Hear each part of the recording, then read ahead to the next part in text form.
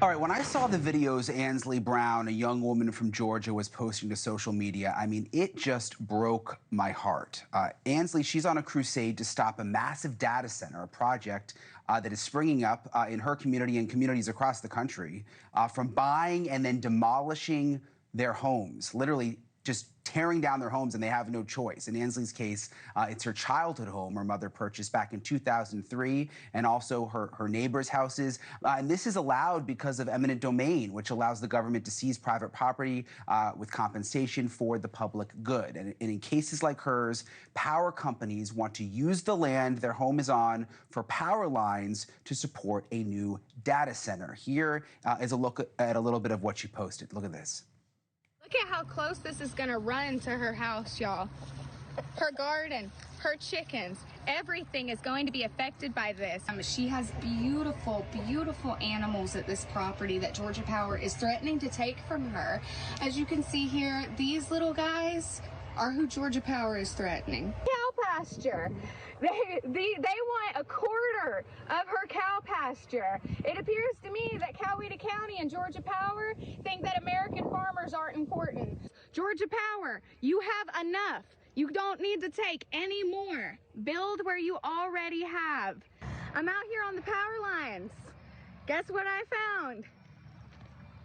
Georgia Power out here tearing down a house. What used to be here was an entire home. This is the exact same project that is taking from my mom. These poor people, Georgia Power already got them. I'm not gonna let them get my mom too. All right, so they're not just taking people's lands, they're literally tearing down their houses, and they have no say in any of it.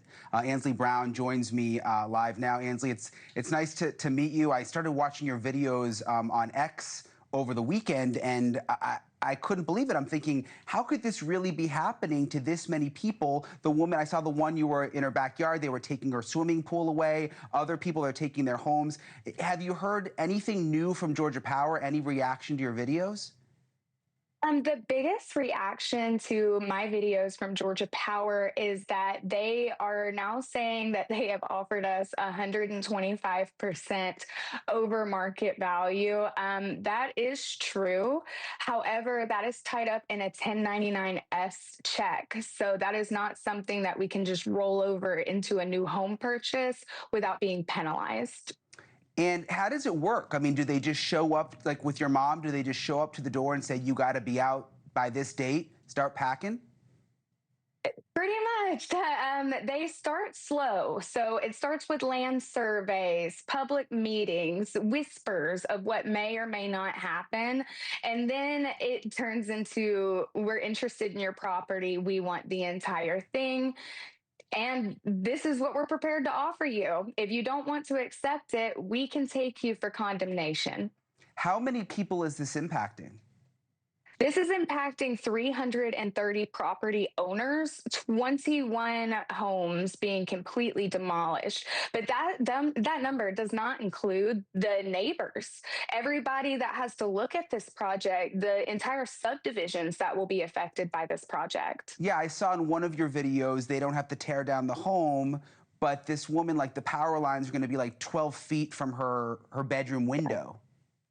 Yes, and just to give you an idea of what that means while she is asleep at night in her bed, Georgia Power can pull a truck up 12 feet from her window and do whatever they want because they own the property.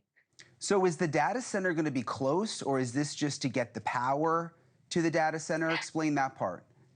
So this would be to provide power all the way to a data center that is not in the same county as my mom's house.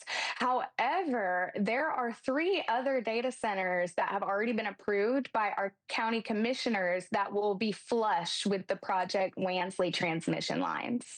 What do you say? I mean, some people have fired back and said, oh, this is for the greater good. AI is the future, stinks for these people. But, you know, somebody's going to have to give up something. They got to get the power lines through.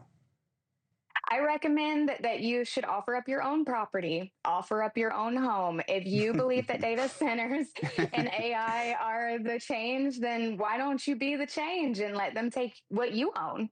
Yeah, you're so badass, Ansley. When I saw your videos, I mean, you know, you didn't have much of a following, I don't think. You started posting I watched your numbers tick up over the weekend, and now you've got people talking about it all over the country and all over the world. And it kills me to see these beautiful houses out in the country that they think they can just bulldoze right over, and that people, you know, even if you get 125%. People don't want to sell. It's your house, and I totally get it. So, Ansley, I appreciate you coming on. Thank you so much. Thank you. I appreciate you. Okay, I want to bring in someone now, sort of on the other side of this issue. Stefan Beauchard teaches AI at the University of Mary Washington in Virginia. Stefan, I want to ask you. I mean, you hear her story. It can't help but pull at your heartstrings. I mean, do you think that eminent domain is acceptable in a situation like this?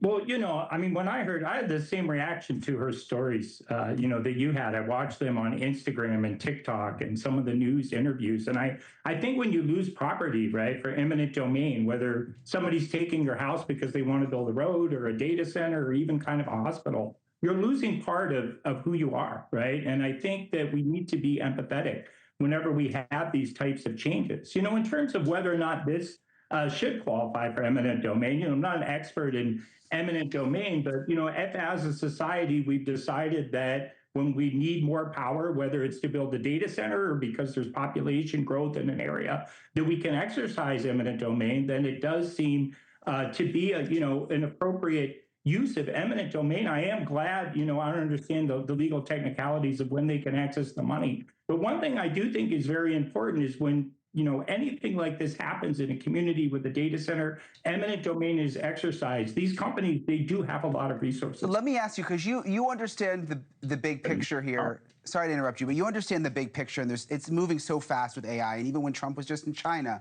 and there's this AI race, and we're looking what's happening to these homeowners in small town Georgia. Is this just the beginning of this? I mean, do you think we're going to start seeing them coming after other homeowners all over the country saying, look, we need the power for the data centers, we're taking your house? I think it's hard to tell exactly in which location, you know, they're going to need somebody's house for some field or those types of things. But I do think that we're going to be building lots of data centers all across the United States. You know, you have Google and XAI, which is about to go public, talking about building them in outer space. There have been proposals to put them in the ocean. We're just at the very beginning of AI. But where do we draw the line? I mean, you know, you see people getting their homes taken away. There's got to be another way.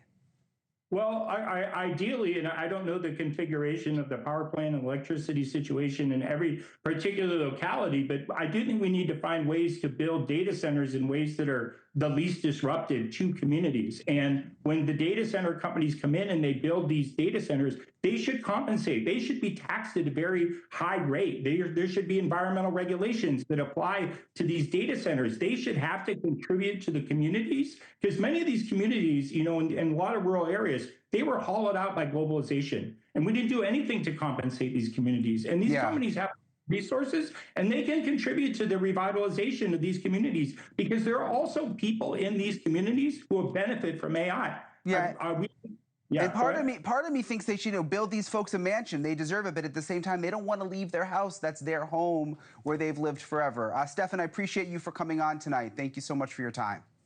You're welcome. Thank you. Thank you for watching. Subscribe below and download our NewsNation app right now on your phone, and you will get fact-based, unbiased news for all Americans.